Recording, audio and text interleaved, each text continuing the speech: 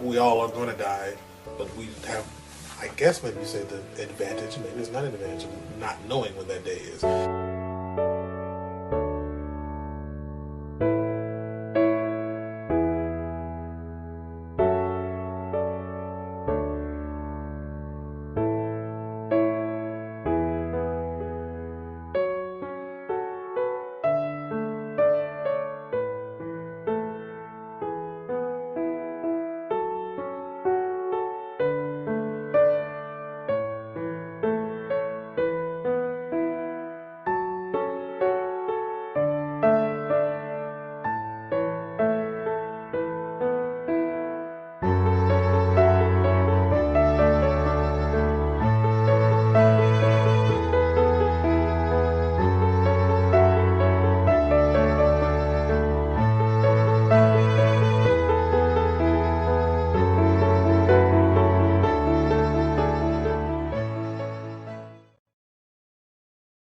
I feel like the craft is always, you're always learning the craft, so you can never, it's hard to stop and give yourself props for what you've done.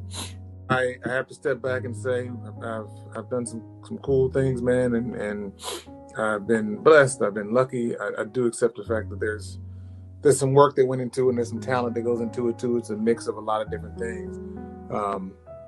But again, I keep rolling. I appreciate all the accomplishments when they happen, but I'm looking to do some more. So I will say, forensics is my one thing, because forensics is very. It's a competition. So there's awards and trophies given. So that feels a little less. It's concrete. If I win first place, I win first place. The competition is always. That one I like to brag a little bit more. Look, the trophies are there. So, as opposed to writing, which is very judgmental. My name is Timothy John, and Nathan was one of my best friends. I'm the only person who was there at the very beginning of his acting career in both high school and college. Nathan and I met in forensics class in high school. It was my freshman year and his junior year. He came up to me and said, "Hey, what's up? I'm Nate. You think you're gonna go to any tournaments?" That simple greeting and question formed an eternal friendship and changed both of our lives forever. I just took the class to travel on weekends when basketball season was over, because I mostly stick to myself, speak when spoken to. So Nathan introducing himself meant the world to me. We were never in competition. Besides not competing in the same events, we shared a mutual respect and commitment to being great. I was winning tournaments in poetry and original oratory, while he was winning in improv, duet acting, and serious solo acting. Credit to our coach, Jeff Haney. He recognized greatness in us, and he molded our talent and taught us to chase excellence. We were blessed to share 2 great years together that included individual state championships for us both.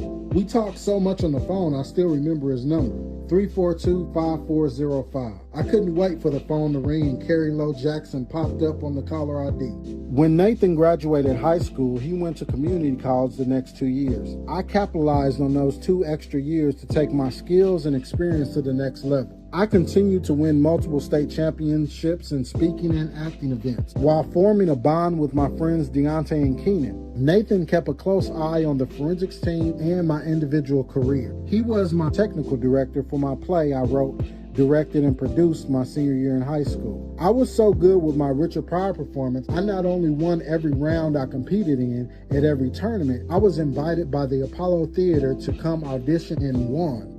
They invited me back to be featured on the show, but I never went back. Nathan was on his way to Webster University in St. Louis while I was planning to attend the Juilliard after being accepted straight out of high school. I had full ride scholarship offers to every top film and theater school in the country, but I believed in Nathan and I believed in his greatness. So much, I told every top school that recruited me that I'd go there if they give him a scholarship too. The Juilliard declined. K-State said yes. I had an agreement with the theater director to bring in Deontay and Keenan the following year. My decision to turn down the Juilliard school helped 3 friends go to college. Nathan Jackson, the writer. When I Come to Die tells the story of Damon Robinson, a death row inmate who struggles to find faith and hope and understand why his life has been spared after he survives lethal injection. The title is called When I Come to Die. Die being the key word. Hint, hint. It has a lot to do about death. It's about a man on death row. Dear Mom, how are you? I'm just hanging in there, but I ain't gonna lie. It's been hard. Guess I've been here for almost a year, but it feels like longer. You're standing in the doorway with your arms out. When I get to you, I give you a big hug. You'll know I'm safe. It feels so real that I hate to wake up. Because when I wake up, I'm in this cell. But I am glad I get to see you, even if it's only in my dreams.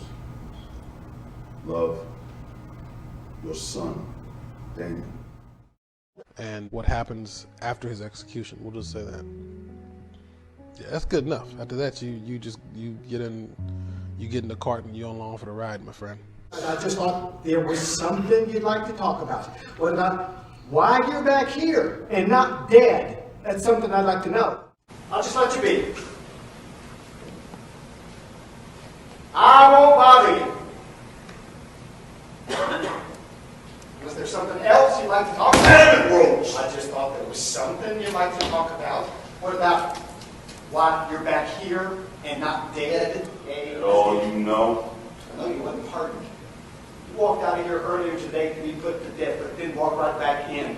I don't know what went wrong in between. There's a lot of family members that I love who unfortunately were in the system, in the correctional system. And some of the stories they told me, and just a lot of the similarities. You turned down my request for counseling before your execution. I'm surprised you requested to meet. Well, I think since we both attended my execution, we had something to talk about. Check out this headline. The Marion County Miracle. That's what they're calling you now. The newspapers, the television, the protesters right outside these walls. They all believe you're a miracle. Even though I'm not on death row, there are times we all feel stuck. What I like most about my daddy, he always had my back. He never let me down when I needed his help. Mama could care less most of the time, but Daddy never let me down. Even when I messed up, did bad things, he didn't care. He had my back. I think there's a character actually in the play as well. When I felt the most stuck, probably in my life, working at this barbecue restaurant out in Kansas. I thought the most important thing was doing something with the time you had left. But none of that matters when you tell me I'm just gonna die, man. David, you were always going to die. We're all going to die. That's never going to change. What has changed is how you're living your life. There's a character in the play now. Dang, I didn't realize that. Man, he's like a therapist. Like, there's a character in it now. Like, that was a character I saw every single day when I was working at the barbecue restaurant.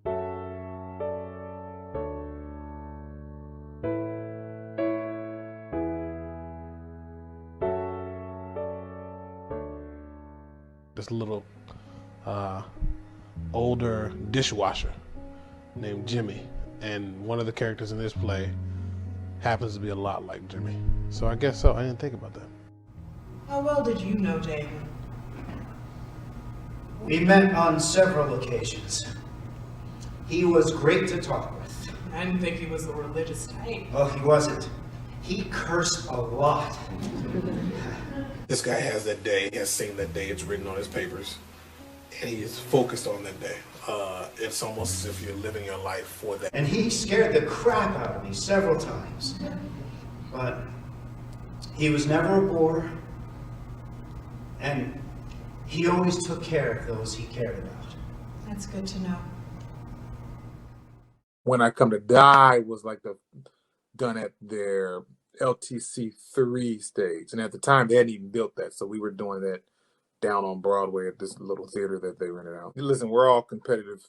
I'm sure we're all competitive folks. And when someone else has success, there is a envy that drives you a little bit. I think it's a good envy. I don't feel like it's a disruptive energy or a negative energy. But I think there is definitely the competition there, but it felt more supportive than anything. They're very supportive, and even to this day, even after we left Juilliard, there's still Marco Ramirez, who I was in the class with. He ended up going over to Marvel, and we we chatted while I was there and he was there. And there were other playwrights who, Katori Hall. I talked to all of them after Juilliard, and we maybe don't talk as much now. We're all older and we have kids and families, but I never really felt any negativity towards me. My first show was kind of, hey, come on to Southland and sit in the room and watch, and you're going to soak in all this and, learn how to write. Kind of what, now mine was different too because I was a playwright, so I came in as a staff writer, a low level, the lowest of the writers. There's a lot of other folks graduate from programs. You graduate from UCLA and then get a job as an intern or get a job as a PA or get a job as a writer's assistant, and then you work your way through that way. So there's different ways to get in there. Mine was kind of coming in, and then I had the skills as a writer, but since playwriting and screenwriting are different things, the writing aspect I didn't have to learn, but the screenwriting aspect, I would sit there and learn that and understand how to form a show. It's just a different, we can get into that, but it's when I'm sitting there at my table right now and I'm writing a play and how I put all of my ideas down and how I form the story is different than when I'm a screenwriter and I have a board and we form differently as a team. I've been very lucky. I haven't had a nightmare writer's room. I haven't had a nightmare. When I've had rooms that really worked well and we developed a great show, and rooms that didn't work so well and the show wasn't as solid. But the energy in the room, every room I've been in, most of the part has been good. It hasn't been like I dread going into the work every day. The only time I don't like it is when it gets unclear on who's making the call, because we can have 8 people in a room and 4 people can say, let's go this way. Another 4 can say, go this way. Who's making the call? Again, most of my experiences have been fantastic, and most people I work with have been fantastic. 2, I try to make sure I'm not that person, and that I go into it thinking what's best for the show. That's always the most important thing. Let's do what's best for the show. Have I failed at that? I am sure I have failed at that. I know there's been times I have not met the challenge, and there's been time I don't think it was for narcissistic reasons. It was for different reasons, but I know there's times I didn't follow through and I didn't do my part, and I hate that, and I apologize to those folks out there who my failure had made them work harder, because I'm sure that was out there. But I try to come into it every single time with what is going to be best for this show, what's going to be best for this episode, what's going to be best for this scene, what's going to be best for this character, not what's going to be best for me. And even more important, try not to let your own personal, we all have faults and we all have things that we're working on, and try not to let that stuff come into the room. If I got daddy issues, then let's not have my daddy issues come into the script. If I have problems at home with my family, let's not have that come into, let's, and I understand it's tough, and that's every job. You don't want that to come into play. But a lot of times we'll be writing and I'm like, oh, I see why you want this character so badly, even though it doesn't actually fit in this episode. But let's take a step back and let's not write for you. Let's write for the show. Theater it's so much more alive.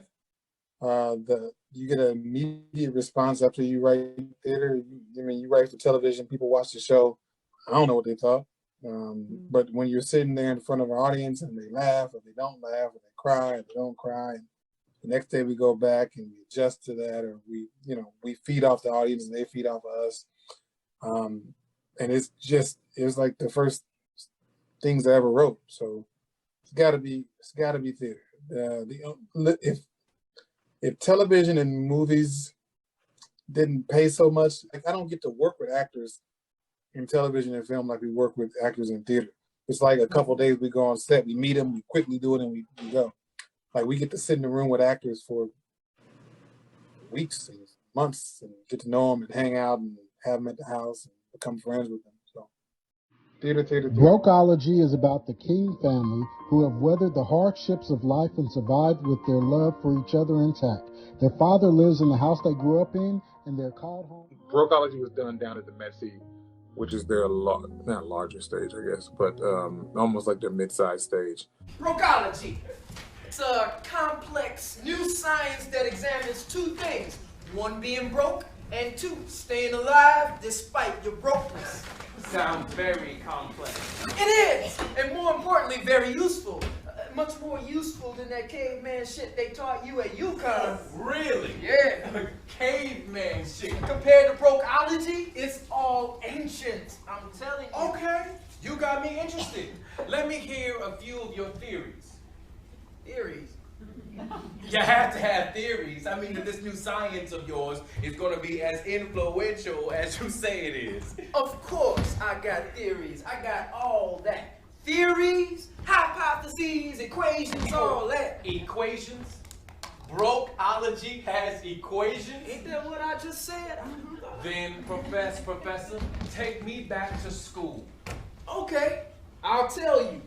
But this shit might just blow your mind. I thought of this one when I was in the bathroom. I wrote it out on some toilet paper. It goes like this. Fried bologna times sidewalk sales plus minimum wage minus health insurance divided by adequate education equals brokenness times being alive. Bam! Brokeology, baby! You are a fool. Ain't nothing changed. Did brokeology and went back and did some television writing, and I was like, I don't know how different this is, and I came back here to do this, and over this couple weeks I've realized it is a lot different. Pops, I know you want to, but you can't do things like you used to. I was doing okay until then. I just got distracted. Look, if you want, we can make your meals in the morning. We'll put it in the fridge. They'll be ready when you want. Oh, now I have to eat cold lunches? You can put them in the microwave, Pops. Cold or microwave, huh? That's what I get? We're just trying to come up with ways to make this easier. Well, thank you, but I know all the ways to make it easier on me. Yes, you can cook for me, you can clean for me, you can give my shots. In a few years when my balance starts to go, you can help me walk across the room. And after my muscles get too weak, you can give me a bath and help me use the restroom. I've talked to the doctors. I know what's happening to me. I know all the ways to make it easier on me, but I don't want easy. You know what I want? What? I want things to be back to the way they were. I want to care for myself. I want to work. Maybe it's just me, but it's got to be somehow you feel involved, because the whole creation of this is not just with, I guess, the writing of it. I do take it home and I write it by myself and I bring it to the table, but then we all fix it and we work together. And when I say we all, it's me, it's Tommy, it's the cast, it's the stage managers. All of us are fixing this thing together. And then we'll take it to the next level. We all take that together. Are you okay? Yeah, I'm fine. Ennis hasn't called, has he? No. He was pissed this afternoon. I hope he wasn't serious about the domino game. We'll see about that. And what he said about me wanting to throw you away, you know I'd never do that, right? I could never ask you to stay here and take care of me either. I didn't raise you to be my nurse. I still don't know what to do. I thought about leaving and finding a way to come home every week. Every week? That's gonna get expensive. I know. I've even been thinking about bringing you with me. To Connecticut? I don't want to stay here, but I don't want to leave you like this. Maybe I can get a 2-bedroom. I think you would like the East Coast. Yeah. Yeah. You like the beach? Never been to the beach. I'd be willing to do it.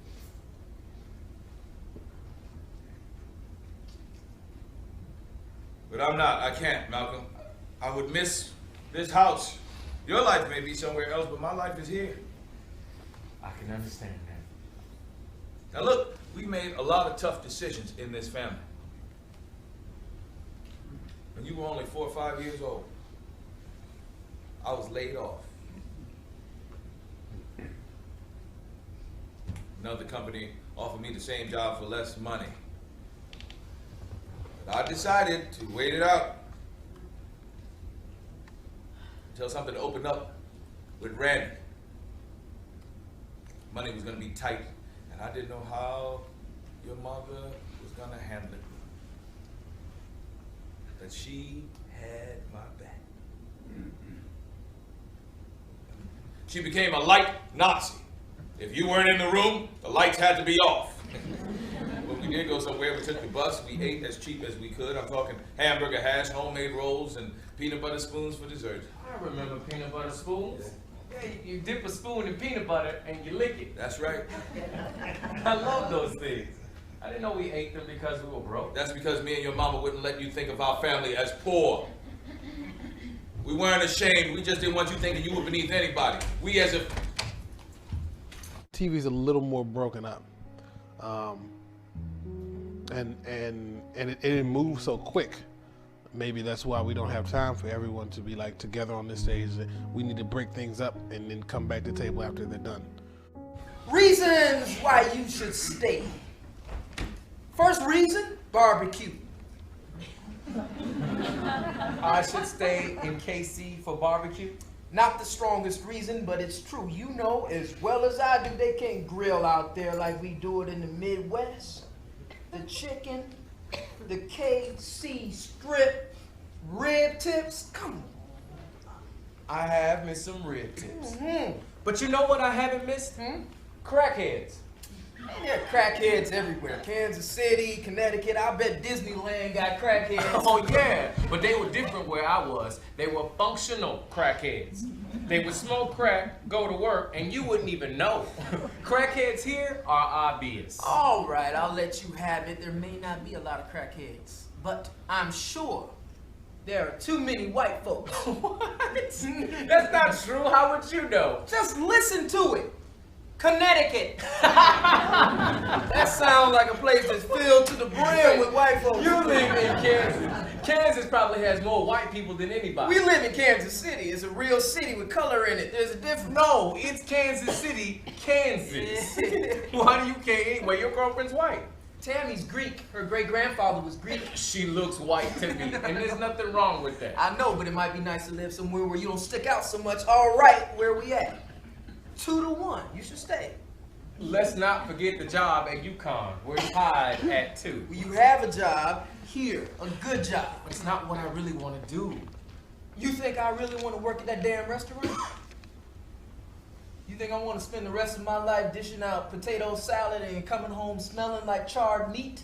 I know you don't. Everything I wanted to do has taken the back burner to the things I have to do, which brings me to the fact you have a nephew on the way.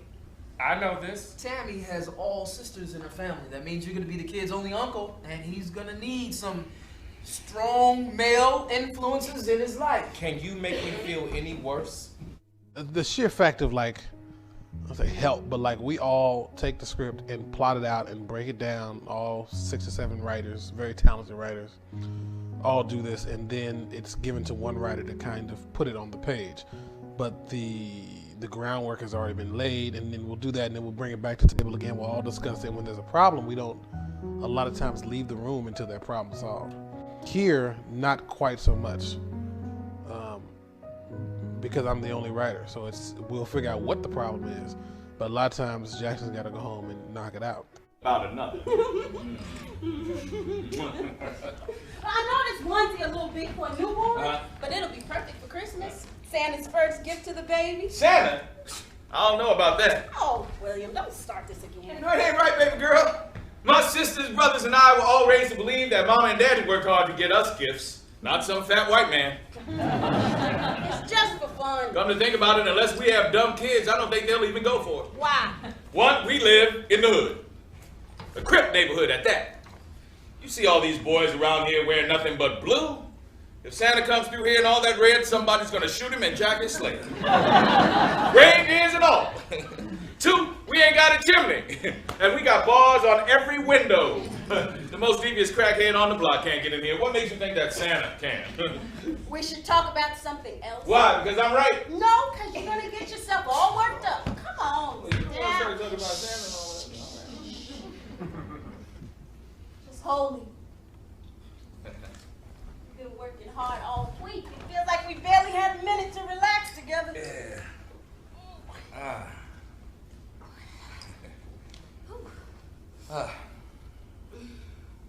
Another thing about Santa. Shh. Just hold me. You win. I can see it now. We won't teach our kids about Santa.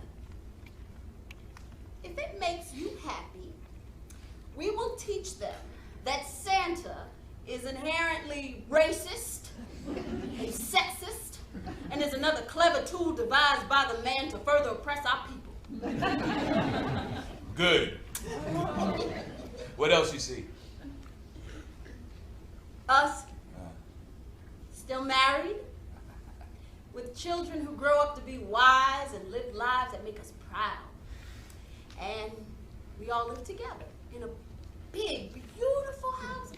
Not this one, a really nice one in the neighborhood where you don't need bars on the window.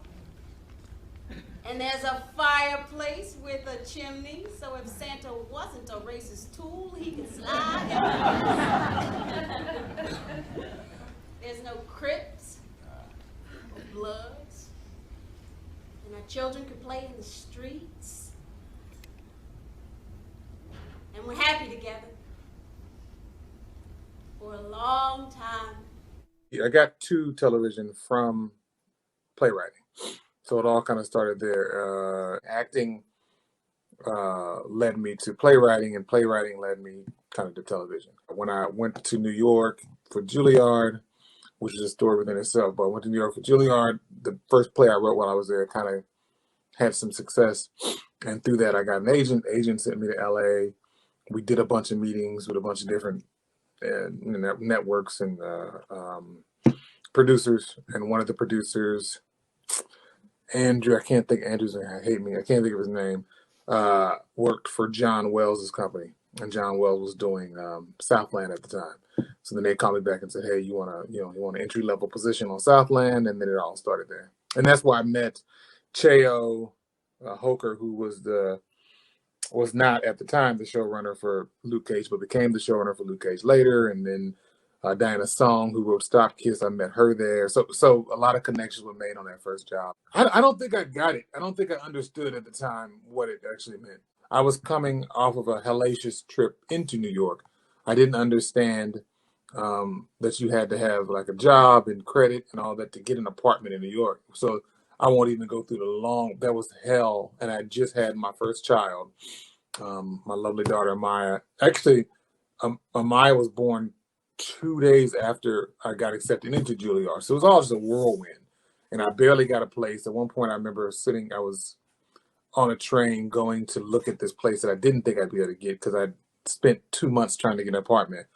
And I was in there with my brother and my wife, and the kid was like, we're all homeless. We're all homeless, all because I want to go to Juilliard. So then by the time we got that apartment, got set up, got everything rolling, I was just trying.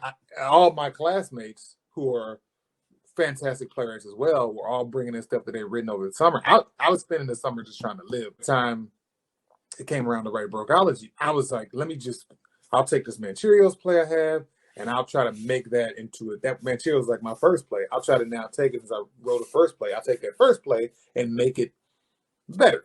Let me see what I can do with it. So then I turned that in.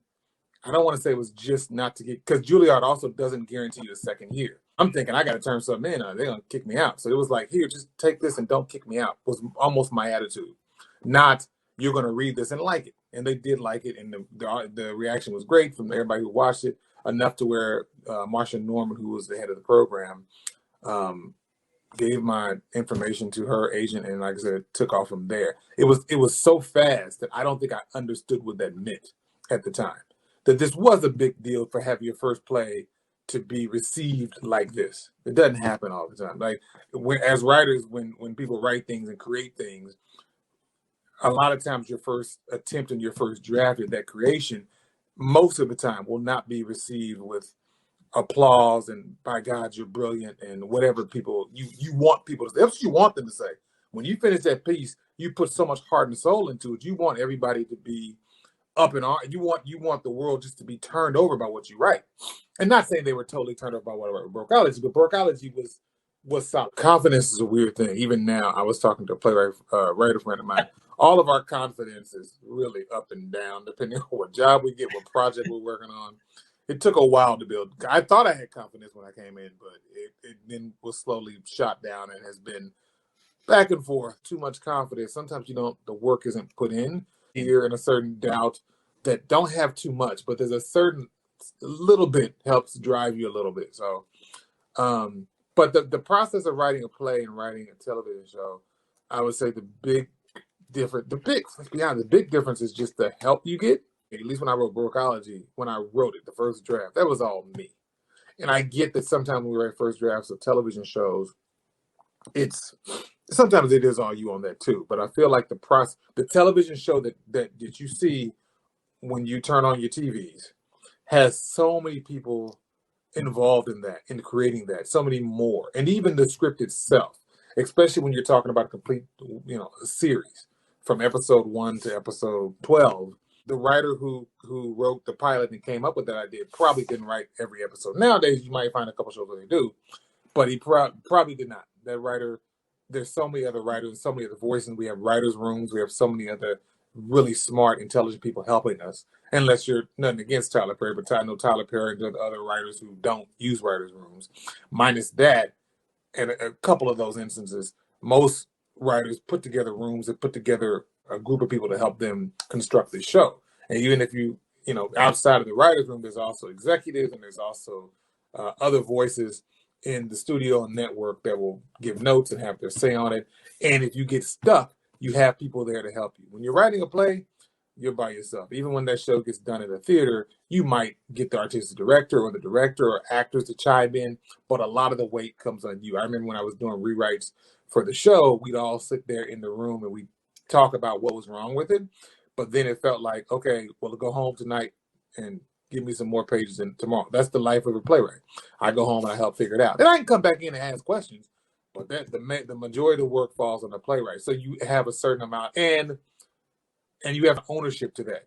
And then the other thing is, the ownership is me. I write the play. If Brokeology is Nate Jackson's, my name is on it. If Brokeology is a TV show, it'll be Netflix's Brokeology. It'll be CBS's Brokeology because they bought the rights to that play. I no longer own. They didn't kick me off of it. I know a lot of playwrights or writers have been kicked off their own projects. It'll still say their name on it, but they will have no control over the artistic direction of that show. 18-year-old black high school student Marcus has narrowly survived being shot by a white man while sitting in a car with a friend who was killed. Do we need guns to keep ourselves safe? Playwright Nathan Lewis Jackson aims to pose questions, not answer them. Some people think it's with the recent media attention to black men and the gun violence, whether it be from police officers or even more just from the neighborhood, whatever it is.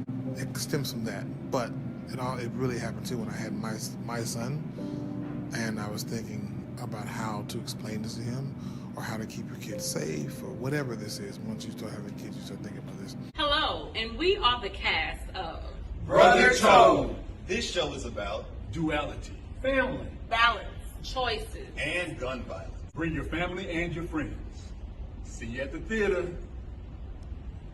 It spiraled from there. How do you keep your kids safe? And then how do you keep yourself safe in the part of the world we live in? And is it different for an African-American man as it would be for anyone else? So if you understand, wait a minute, we have members of our society who are stuck in this catch-22, and then you look at the laws that stick them in this catch-22, and you look at why these laws, you start to dive into the system that has been shaped, because none of this stuff is just coincidental.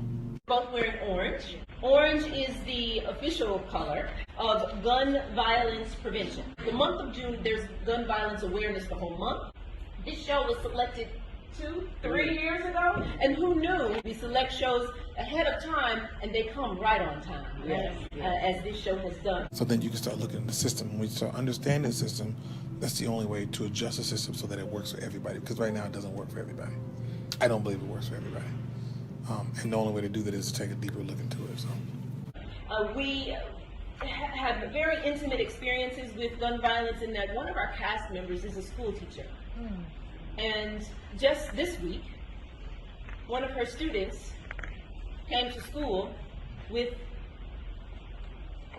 a machine gun and got through a good portion of the day before it was noticed. It's so close. Even when you think it doesn't affect you, the drop of the ripple affects you and me. It matters. I've heard gun violence. I've heard the Second Amendment rights. I've seen stuff about that.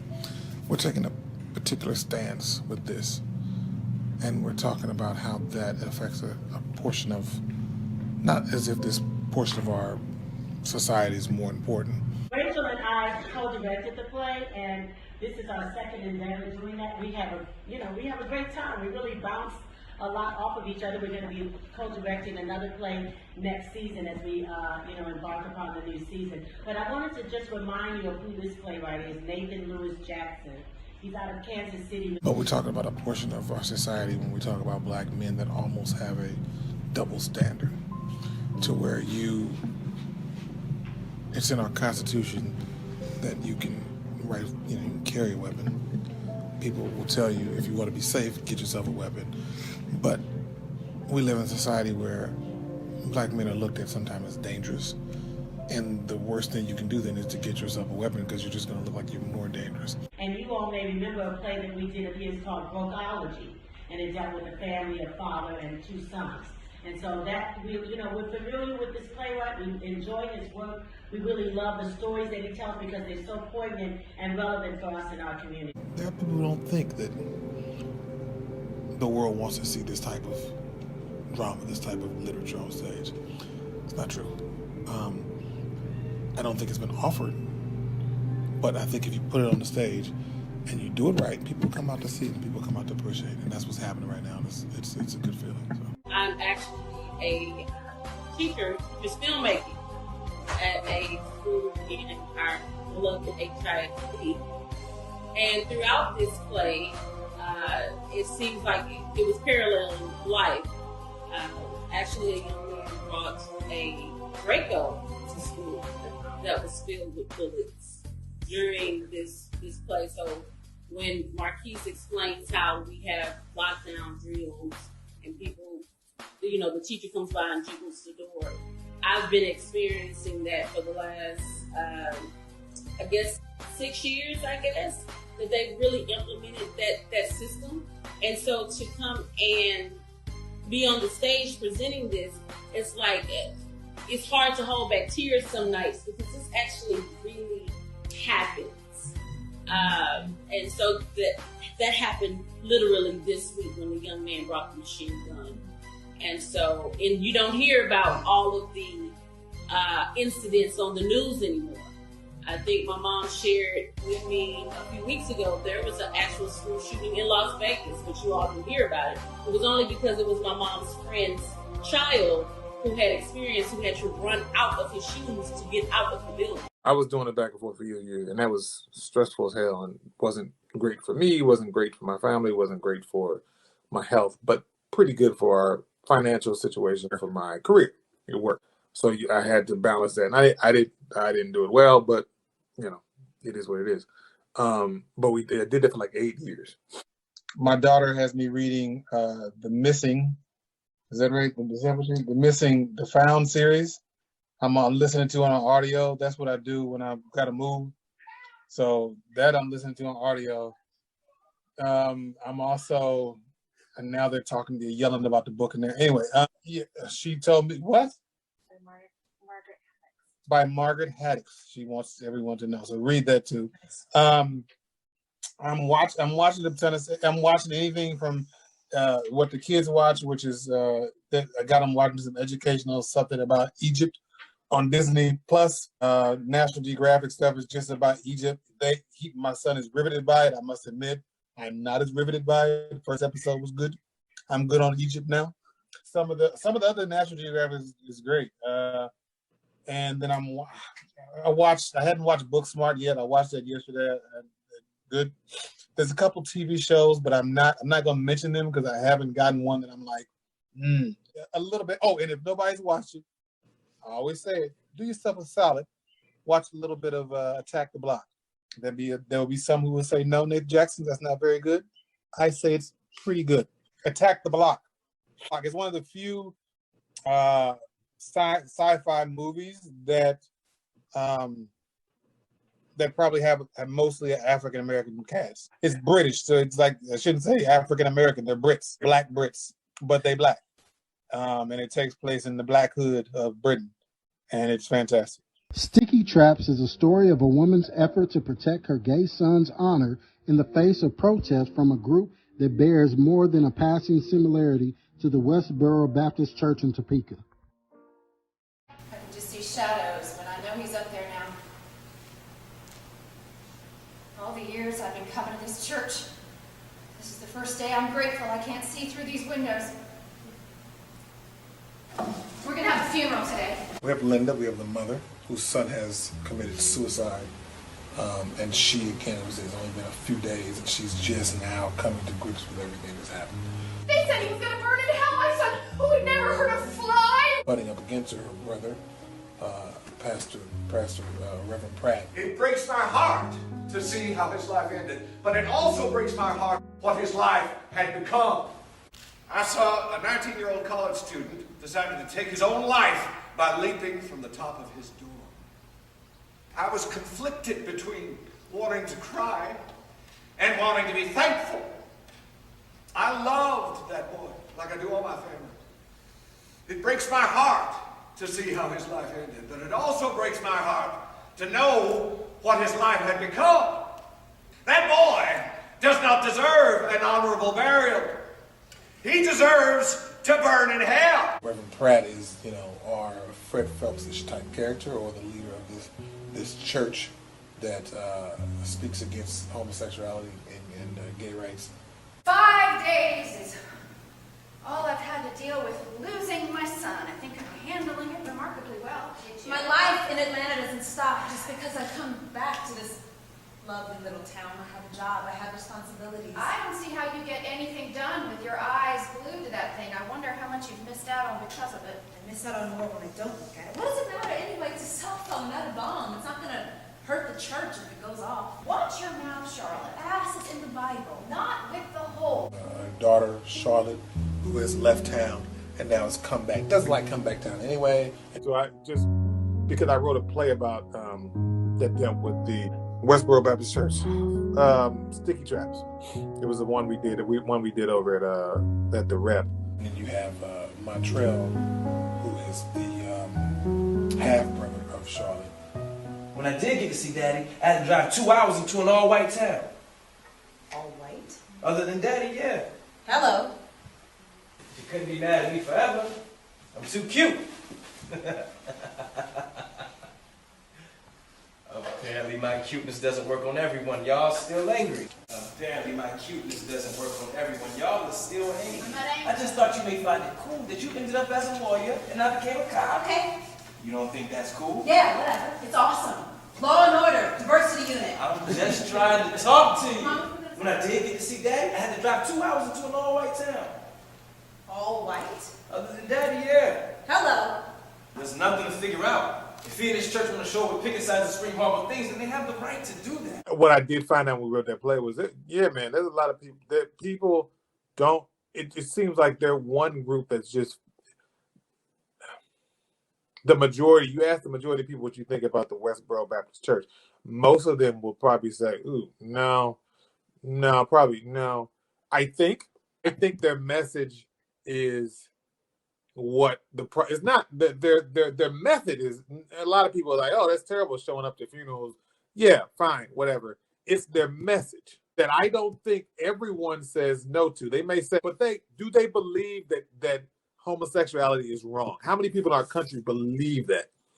So we have a group that preaches this message that people can say, oh, their method is wrong, but you know what they're saying. How many people really say that?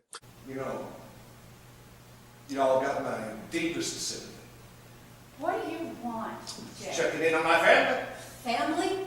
You promised me not to bring that madness to my son's funeral. The congregation backed me into a corner. I did all I could, but I have to practice what I preach. Do you even see what you're doing? It's what you always do. You hurt people, and then you profess your love to them. It's sick. It's the truth. No, it's sick, and it's painful. Do you understand that, Jay?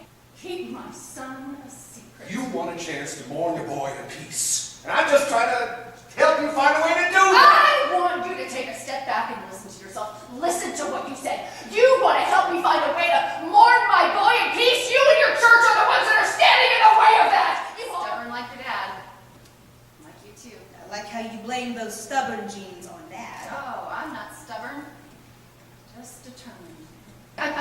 basement, dear. I just want a moment to myself. I just need to be alone so I can think. I just need to breathe. And then I'll be ready, okay? I just want to lay him to rest, Charlotte. I just want to lay my boy down to rest. Usually, I like to hear voices. I like to, try to be character focused. Like stories come out of people. So, if the groundwork is put into the character, I feel like this, and the character leads our story versus the environment or versus a theme. All about that character, and that character's voice is someone we haven't heard before. I don't want to hear from the same guy. I don't want to see the same. Sometimes I feel like when I watch television, I watch a play, I'm like, we've heard this story before. We heard this guy's story. Why do we keep going back to this dude? This angry guy who goes into become a vigilante. I hear that shit every time. What story who are we not hearing from? Whose voices out there are not? And that's the voices I like to tell. And whatever comes out of there. Clearly, when politics were going on, there was a lot of stories out of that. When Black Lives Matter, and I say when that all happened, it's been happening for years, but when the nation woke up to it, it was something that hit me a different way. So I felt like there was something I should say about that. So it just depends. My mother, I love my lovely mother. God bless her, that wonderful woman who's still around with us now, told me for years many things about like when I went to K-State. I can't tell you how many times she would say, just be careful who you hang with. Don't be going out nowhere with white folks and doing this and doing. And I would always be like, Mama, and when you go into the store, don't put your hands in your, for years. If we walked into a store with our hands in our pockets, she'd be so pissed off. And like all these rules to protect us. And I would think to myself, Mama, you are an old Black woman from Mississippi and you are still living in 1950, whatever. Okay. We good. They ain't like that. We all right. And then as time went by, I even, like, people talk about people being woke and they focus the wokeness on white folks. I was a Black dude that kind of woke a little bit, as a brother who went to K-State and then moved into Johnson County, and I'm like, oh, it's not too bad. Shit. I mean, some of that stuff woke me up because I've had the privilege of not having, I was working on Luke Cage with my boy Cheo and, couple other brothers who were taller guys, and they were telling me that they're like, as a taller guy whose mother did let them run the streets, how many times they had interacted with police officers and how their experiences went. And I'm not saying that a shorter guy can't. I've been approached by cops too since then and had some great interactions with police officers. I had one this weekend, but I've had some not great ones either. But hearing from those standpoints of those Black men who did, everywhere they went, they felt like they were being looked at as threatening men, even though they were like, I'm the nicest guy you ever want to meet. It made me think, my mother, as always, might have been right about that. As a kid, you just don't think that you want to live your life, and if it's not happening to you, then it's not really happening. And that's not true, man. That's not true. And I think that's everybody. When you look at stuff and when people say, well, that's not my experience. And I'm like, well, are you saying that's not your experience? Or are you saying that's not anyone's experience?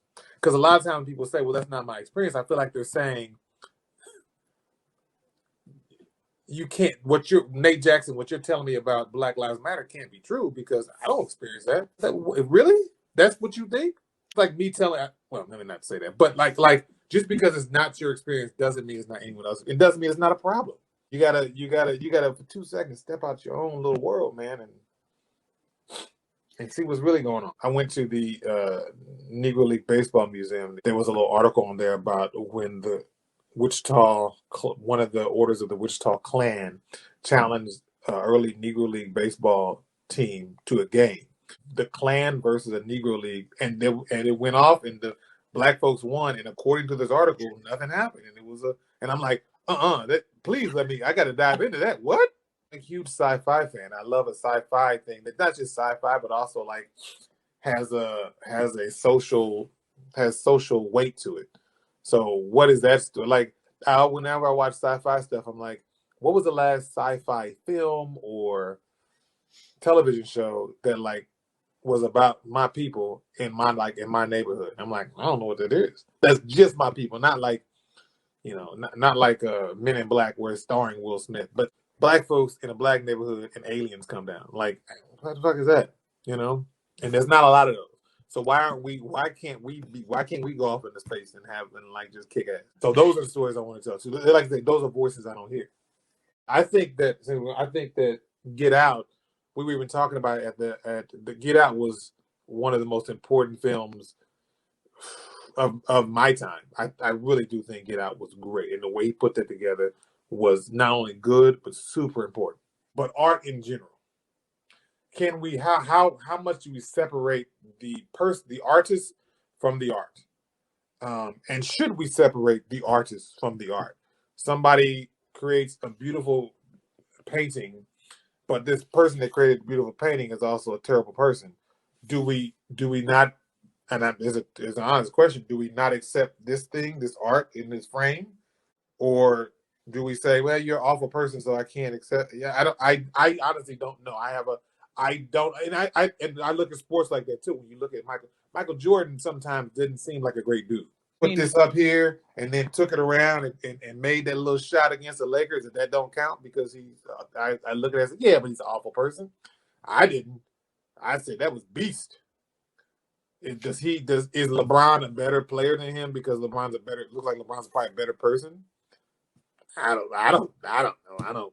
But that's a whole different thing. That's a whole different stuff. How much do you got to be? I believe in, you know, it's like even we were talking about you know, certain part of racism. Like I'd rather know. I don't want you to silence a guy who doesn't like black folks. I don't know how much I want to be silenced because I want to know you don't like black folks. It's messy because if I let you then parade the streets saying how terrible black people are, do I trust that all of my neighbors are going to say he's ridiculous? I don't trust that. I don't trust that doesn't influence mob culture and then they come to my house burning crosses in my yard. And I'm like, it sounds like, oh, it's so big and dramatic. That's what happened though. Like history doesn't show me that people listen and like say, no, that's the wrong thing. No, man, it takes a whole war to end slavery. It wasn't like people were sitting around their yard like, this slavery thing is really bad. No, it took a whole damn war. I'm working on a project. It's a book that I read when I was a kid called The Boy Who Reversed Himself. Yeah, it's a kind of a YA novel. And trying to turn that into a series. And then when I was, which we never got into this, which we don't have to, but when I was, that's one project. And then the other project is when I was in LA at some point, I had what's called an aortic dissection. It's the same thing that it's kind of the same thing that Jonathan Larson had, but they didn't diagnose him properly and he died from it. I got sick, and I got real sick for a little bit. Basically, an artery in your heart pops. So they fixed that, but it was a long process. A long process. And then this May, I had to have another surgery, get a replacement valve. When that artery pops, and you can look up the fact, but I think it's like half of the people, when that happens, you don't make it to the hospital. That's it. You're done. I think John Ritter had to say, John Ritter didn't make it to the hospital. He was out.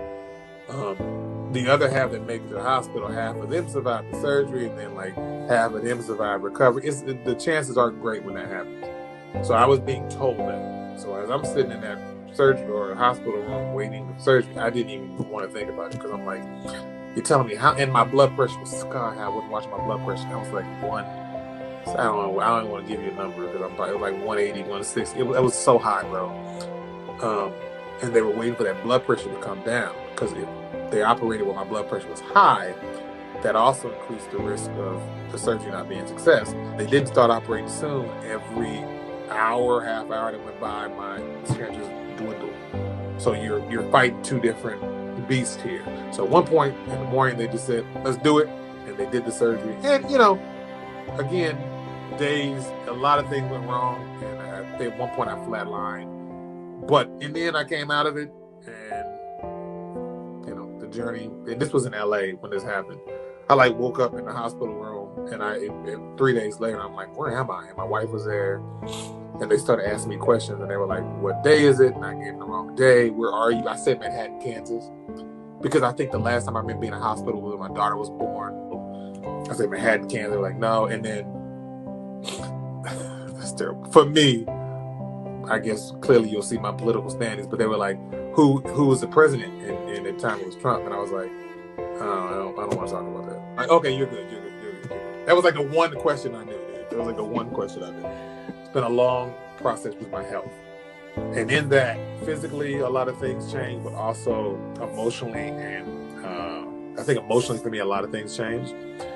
So I'm writing something a little bit about that journey and about kind of finding myself emotionally. Still on the journey, so it's kind of weird to be writing that.